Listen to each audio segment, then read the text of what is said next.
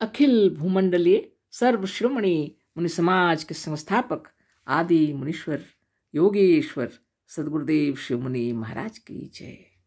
उपस्थित मुनि वृंद, साधु सज्जन वृंद, संत वृंद, साधक वृंद, आध्यात्म ज्ञान के जिज्ञासु और प्रेमियों, सभी श्रोता वृंद, आप सबको मेरा कोटिश नमन, सप्रेम जय जीव। तो आध्यात्मिक चर्चा चल रही है और हम लोग सदगुरुदेव शिव मुनि महाराज रचित ग्रंथ वेदांत सिद्धांत पर चर्चा कर रहे हैं और अध्याय 8 पर चर्चा हो रही है और सदगुरुदेव शीर्षक दिए हैं ईश्वर के पिता कौन। बहुत बड़ी बात है ये ना, ईश्वर का पिता कौन है ना। तो अध्याय 8 है ईश्वर का पिता कौन है। बातें हो रही हैं, आगे हम लोग पढ़ते हैं है ना। कुछ तो बातें हो चुकी पहले से और आगे हम लोग पढ़ते हैं, तो याद दिलाने के लिए उसको भी पढ़ लेते हैं है ना। थोड़ी देर पहले चर्चा हुई थी, मजहबी ईश्वर मजहबी लोगों की कल्पना है और कुछ नहीं है। मजहबी ईश्वर सिर्फ मजहबी लोगों की कल्पना है और कुछ नहीं। मजहब किसे कहते हैं? जो आत्मा की कल्पना को सर्वश्रेष्ठ बतलाता है ना। कल्पना तो कौन करते हैं? कोई जड़ तत्व कोई कल्पना नहीं करते हैं। कल्पना तो आप करते हैं, विचार तो आप करते हैं, ईश्वर के बारे तो सोचते आप हैं, सारे नियम कानून बनाए आपने है। तो ये जो संघ चलता है आपके विचारों के अनुसार, तो बहुत सारे संप्रदाय खड़े हो गए। इसको कहते हैं मजहब। और वेदांत मजहब नहीं है, वेदांत तो ज्ञान का समुद्र है ना। उच्च कोटि का ज्ञान, सर्वोच्च ज्ञान, सबसे बड़ा ज्ञान है ना। तो सबसे बड़ा ज्ञान क्या है? आत्मज्ञान। आपको अपने आप का ज्ञान होना चाहिए। ठीक है, पढ़ लेते हैं जो लिखे हैं, फिर चर्चा होगी है ना। तो इसके आगे जैसे लिखे हैं गुरुदेव, मजहबी ईश्वर मजहबी लोगों की कल्पना है और कुछ नहीं है। वास्तव में ईसाई, मुसलमान, आर्य समाजी और वैष्णववादी मत वाले जिसे ईश्वर मानते और कहते हैं, उसका पता ही नहीं है, उसके व्यक्तित्व का अस्तित्व नहीं है। वेदांत तो अपनी आत्मा को ही ईश्वर मानता है, अतः इसका अस्तित्व सिद्ध करने के लिए किसी प्रमाण की आवश्यकता नहीं है। कौन नहीं जानता कि हम हैं? आज तक किसी ने किसी से यह नहीं पूछा कि हम हैं या नहीं। आज तक किसी ने यह नहीं कहा कि हम नहीं है ना। कौन कहेगा भला? और कौन पूछेगा भला हम हैं या नहीं? कौन पूछेगा? कोई कहेगा क्या कि हम नहीं है? असंभव है ना। तो फिर सुन लीजिए ऊपर से, वास्तव में ईसाई, मुसलमान, आर्य समाजी और वैष्णववादी है ना, जो विष्णु को मानने वाले वैष्णववादी मत वाले जितने जो हैं, ईश्वर को जो मानते हैं और कहते हैं, उसका पता ही नहीं। जिस ईश्वर की चर्चा वो लोग करते हैं, उसका तो कहीं पता ही नहीं है। उसके व्यक्तित्व का अस्तित्व भी नहीं है। वेदांत तो अपनी आत्मा को ही ईश्वर मानता है। वेदांत तो अपनी आत्मा को ईश्वर मानता है, अतः इसका अस्तित्व सिद्ध करने के लिए किसी प्रमाण की आवश्यकता नहीं है। आत्मा को सिद्ध करने के लिए किसी प्रमाण की आवश्यकता नहीं है। आत्मा क्या है? आपका अपना आप है ना। ये कोई अलग है नहीं। आप कैसे कहेंगे?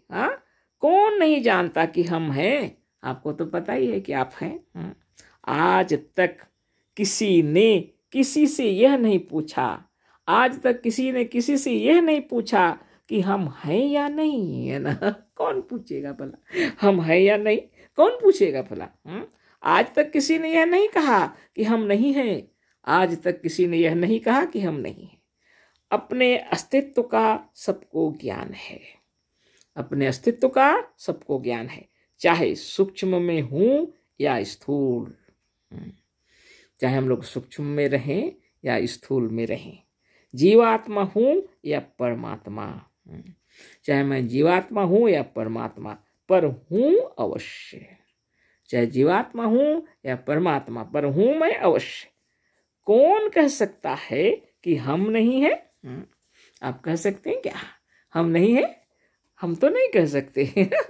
कौन कहेगा भला? आत्मा बराबर भीतर से कह रही है कि हम हैं। आत्मा बराबर से भीतर से कह रही है कि हम हैं और अवश्य हैं। बहुत बड़ी बात है। जिसका अस्तित्व नहीं है, जो स्वयं नहीं है, जो अपने को ही नहीं मानता, वह दूसरों के अस्ति या नास्ति पर विवाद क्या करेगा। बहुत ही सुंदर बात। जिसका अस्तित्व नहीं है, जो स्वयं नहीं है, जो अपने को ही नहीं मानता, वह दूसरों की अस्ति या नास्ति पर विवाद क्या करेगा। जो खुद ही नहीं है और दूसरों के हैं कि नहीं है, इस पर क्या विवाद करेगा, बताइए ना।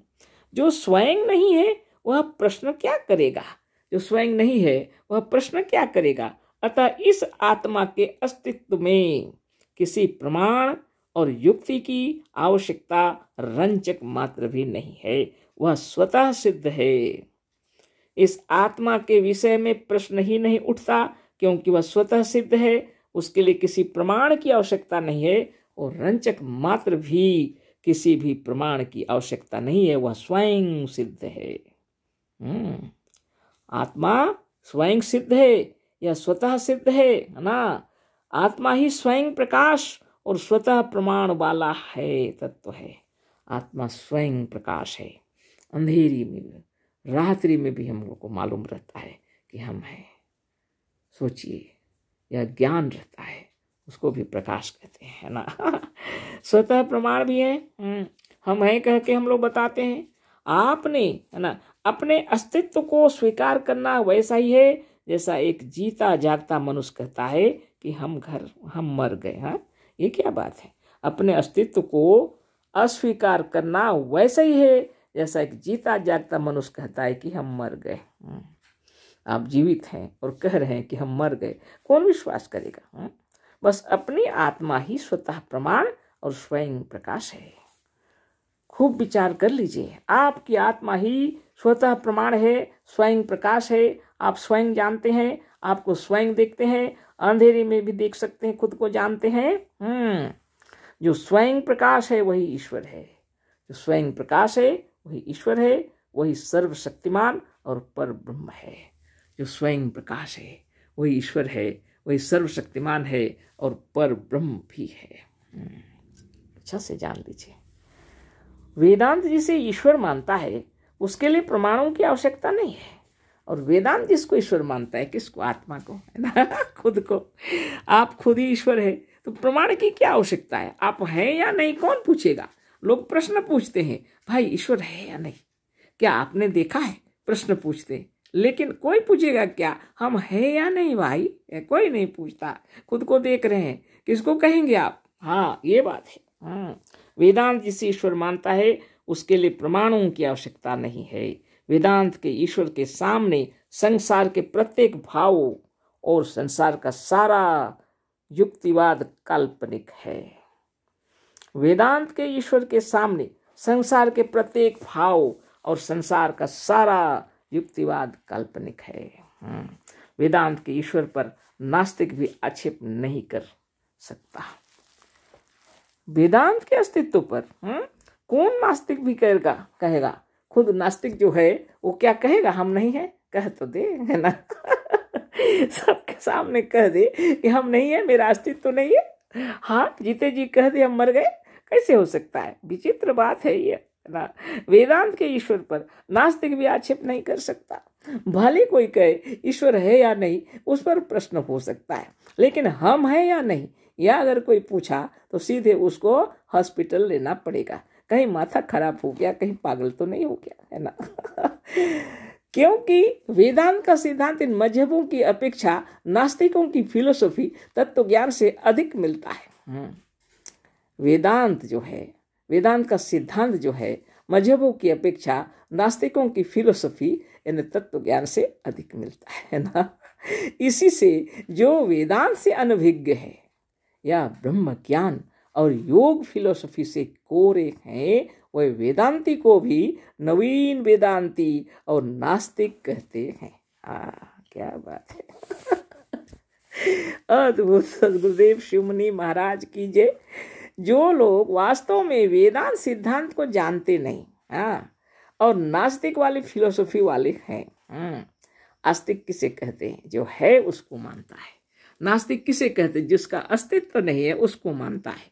लेकिन उल्टा आजकल चल रहा है ना, तो इसलिए यहाँ लिखा हुआ है, क्योंकि वेदांत का सिद्धांत इन मजहबों की अपेक्षा नास्तिकों की फिलोसफी यानी तत्व ज्ञान से अधिक मिलता है। नास्तिकों की तरह ही उनको मान गया, वेदांत उनको नास्तिक कहता है। इसी से जो वेदांत से अनभिज्ञ है या ब्रह्मज्ञान और योग फिलोसफी से कोरे हैं। कोरे माने खाली, कुछ भी ज्ञान नहीं है, ना वो वेदांती है, ना ब्रह्मज्ञानी है, यानी आत्मज्ञानी भी नहीं है, उनका योग का कोई फिलोसफी का ज्ञान नहीं है। वे वेदांती को भी नवीन वेदांती, वे आत्मज्ञानियों को, सच्चे मुनियों को, सच्चे ज्ञानियों को, सच्चे दार्शनिकों को ही नास्तिक कहते हैं। बताइए, वो स्वयं नहीं जानते, लेकिन जो सच्चे ज्ञानी है, सच्चे आत्मज्ञानी है, ऐसे महात्माओं को वो लोग नास्तिक कहते हैं। हम स्वयं कहते हैं कि नास्तिकों का कहना यह ठीक है कि मजहबी ईश्वर नहीं है। अच्छा ठीक है, बोले हम ये भी हम मान गए। बोले नास्तिक अगर ये कहें कि मजहबी ईश्वर नहीं है तो बहुत अच्छी बात है।